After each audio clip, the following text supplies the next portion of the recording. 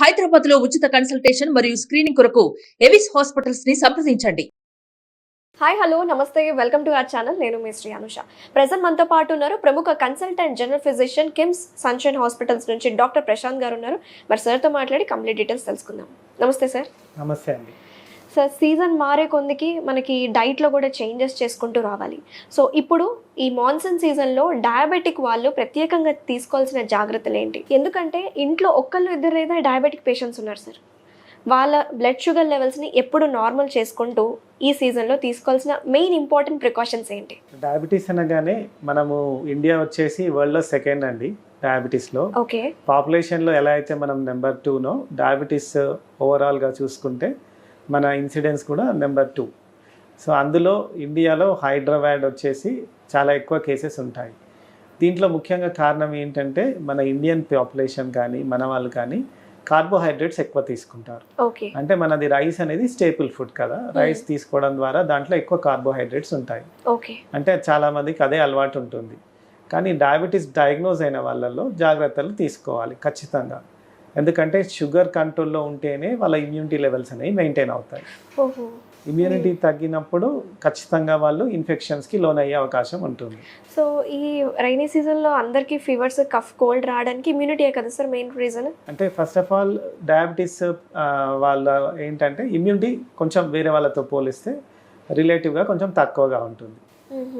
So 10 మందిలో ఒక 3 diabetics ఉన్నారనుకోండి, సేమ్ ఇన్ఫెక్షన్కి ఎక్స్పోజ్ అయినప్పుడు షుగర్ పేషెంట్స్ తొందరగా ఎఫెక్ట్ అయ్యే అవకాశం ఉంటుంది. ఓకే. అందులో వైరల్ ఇన్ఫెక్షన్స్ వచ్చాక కూడా కొంచెం టైం పడుతుంది వాళ్ళల్లో తగ్గడానికి అని. ఓకే. సో వాళ్ళు ఏం జాగ్రత్తలు తీసుకోవాలంటే రెగ్యులర్గా వాళ్ళు ఎవరైతే ఫిజిషియన్ని కానీ ఎండోక్రైనాలజిస్ట్ని కానీ కలుస్తారో మంత్లీ చెకప్స్ వెళ్ళాలి. ఫాస్టింగ్ పోస్ట్ లంచ్ అలాగే 3 months HbA1c టెస్ట్ అని ఉంటుంది, అది చేయించుకోవాలి. ఖచ్చితమైన డైట్ ప్రాక్టీస్ చేయాలి. ఉదయాన్నే వీలైతే ½ an hour వరకు ఎక్సర్సైజ్ చేయాలి. ఉదయం వీలు కాని వాళ్ళు సాయంత్రం అయినా పర్వాలేదు. ఇవన్నీ కూడా ఇమ్యూనిటీకి హెల్ప్ చేస్తాయి. ఈ సీజన్లో అయితే అగ్రెసివ్ వర్కౌట్స్ అనేవి ఇంపార్టెంటా సార్, అవసరం లేదంటారా? వర్కౌట్స్ అంటే బాడీ బిల్డింగ్ లాగా కాకుండా ఫిట్నెస్ కోసం. ఓకే. ఎక్సర్సైజ్లో 2 రకాలు ఉంటాయి, ఐసోటోనిక్, ఐసోమెట్రిక్ అంటాం. అంటే ఈ కార్డియో అని వినుంటారు. ట్రెడ్మిల్, సైక్లింగ్ అట్లాంటి చేయడము, స్ట్రెచ్చింగ్, వెయిట్స్ చేసినా కూడా తక్కువ వెయిట్స్ చేయరు. అంతేకాని హెక్టిక్గా చేయడం కూడా అంత healthy person, young individual okay. పెద్ద వయసు వాళ్ళు అబోవ్ 50 years వాళ్ళు కార్డియో చేసుకున్నా సరిపోతుంది. ఓకే. సో మనం ఏంటి ఫుడ్ ఎలాగా ఉండాలి మనకు, ముఖ్యంగా అన్ని కూరగాయలు తీసుకోవాలండి. ఓకే. All seasonal fruits. అంటే డయాబెటిక్స్కి కొన్ని ఫ్రూట్స్ ఎగ్జామ్షన్స్ ఉంటాయి. ఏమేమి తీసుకోకూడదు సార్ అవి? మ్యాంగో, బనానా, గ్రేప్స్, సపోటా, సీతాఫల్. దీంట్లో చాలా హై షుగర్ కంటెంట్ ఉంటుంది. ఫస్ట్ మనము ఏది తీసుకోవద్దో గుర్తు పెట్టుకుంటే ఏది తీసుకోవచ్చో ఆటోమేటిక్ మనకు గుర్తుంటుంది. ఓకే. మరి జామకాయ కూడా తినొచ్చు, మంచిదే అని చెప్తారు, కాదంటారా? జామకాయ తినొచ్చు. నేను చెప్పినట్టుగా మ్యాంగో, బనానా, గ్రేప్స్, సపోటా, సీతాఫల్ 5 ఫ్రూట్స్ కనుక గుర్తు పెట్టుకుంటే మిగిలినవన్నీ తినేసేయచ్చు. అందులో మీరు చెప్పినట్టు జామకాయ, పపాయ, పొప్పడి పండు, వాటర్ మెలన్, మస్క్ మెలన్, దానిమ్మ, యాపిల్, సిట్రస్ ఫ్రూట్స్, ఇలా చాలా ఉన్నాయి. సిట్రస్ ఫ్రూట్స్ అనేవి కూడా ఇమ్యూనిటీ బూస్టరే అండి, అవి కూడా తీసుకోవచ్చు. ఓకే. సో మనం ఫ్రూట్స్లో ఈ 5 అవాయిడ్ చేసి మిగిలినవి తీసేసుకుంటే ఎలాంటి ప్రాబ్లం ఉండదు. సో మనం ఇప్పుడు డయాబెటిక్స్ అనే కాకుండా జనరల్గా కూడా మనము వర్షాకాలంలో చాలా వైరల్ ఇన్ఫెక్షన్స్ చూస్తున్నాం. పర్టికులర్గా ఫ్లూ అండి. వర్షంలో తడిచిన వాళ్ళలో ఫ్లూ, కామన్ కోల్డ్ అంటాం, ఇన్ఫ్లుయెన్జా అంటాం. కొద్ది మందిలో ఒక 2 నుంచి 3% మంది హాస్పిటల్లో అడ్మిట్ అయ్యే వరకు కూడా వెళ్తుంది. దీని కొరకు మనం ఏం చేయాలి? జాగ్రత్తలు తడవగానే ఇంటికి వెళ్ళగానే శుభ్రంగా క్లీన్గా తుడిచేసుకోవడము, అది డ్రెస్ చేంజ్ చేసుకోవడం చేయాలి. అలాగే చల్లని వస్తువులు కాకుండా కొంచెం వామ్ వాటర్ కానీ లేదా కాఫీ తాగడం ఇలాంటివి చేయొచ్చు. ఓకే. కొంతమందికి టెండెన్సీస్ ఉంటాయి, ఎలర్జిక్ టెండెన్సీస్, వాళ్ళలో తొందరగా ఎఫెక్ట్ అవుతుంటారు. బ్యాక్గ్రౌండ్లో ఆస్తమా ఉన్న వాళ్ళు, మరీ చిన్న పిల్లలు లేదా ఏజ్ పెద్ద ఉన్న వాళ్ళు, వీళ్ళందరూ కూడా ఫ్రీక్వెంట్గా ఎఫెక్ట్ అయ్యే అవకాశం ఉంటుంది. వీళ్ళలో ఫ్లూ షాట్ అంటామండి, యాన్యువల్ ఫ్లూ షాట్. అంటే మాన్సూన్ సీజన్కి 1 నెల ముందు తీసుకుంటే మన లోపల యాంటీబాడీస్ డెవలప్ అవుతాయి. తద్వారా మనం చాలా సిక్ కాకుండా ఉండొచ్చు. అంటే డయాబెటిక్ వాళ్ళు ఎవరైనా తీసుకోవచ్చు కదా? ప్రతి ఒక్క డయాబెటిక్ తీసుకోవాలండి.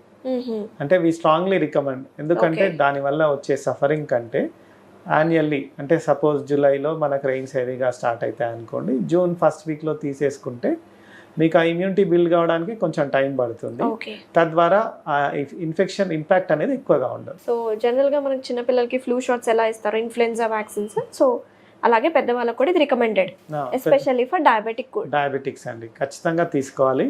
ఇంకొకటి ఇన్ఫెక్షన్ ప్రోన్ ఉన్న వాళ్ళు క్రౌడెడ్ ప్లేసెస్, అంటే అది మాల్స్ అయి ఉండొచ్చు, టెంపుల్స్ అయి ఉండొచ్చు, అలాగే బజార్ మార్కెట్ అంటారు కదా, అక్కడ వెళ్ళినప్పుడు కరోనా లేకున్నా మాస్క్ తీసేయాలనేది లేదు. ఇలా రిస్క్లో ఉన్న వాళ్ళు, హై రిస్క్ క్యాండిడేట్స్, అంటే ఫర్ ఎగ్జాంపుల్ షుగర్ పేషెంట్స్ కానీ, ఆల్రెడీ కిడ్నీ ప్రాబ్లం ఉన్న వాళ్ళు కానీ, లేదా క్యాన్సర్కి ఆల్రెడీ ట్రీట్మెంట్ తీసుకొని ఉన్న వాళ్ళు కానీ, ఇలాంటి వాళ్ళు బయటికి వెళ్ళినప్పుడు మాస్క్ ధరించడం ద్వారా ఇన్ఫెక్షన్కి ఎఫెక్ట్ కాకుండా ఉండొచ్చు. So coming to diet sir, ఈ డయాబెటిక్ వాళ్ళు ఫస్ట్ వాళ్ళ లైఫ్ స్టైల్లో చేంజ్ చేసేది డైట్, ఎక్సర్సైజ్ తర్వాత విషయం వాళ్ళకి. సో ఈ సీజన్లో మరీ ప్రత్యేకంగా డైట్లో ఎలాంటి చేంజెస్ చేసుకోవాలి?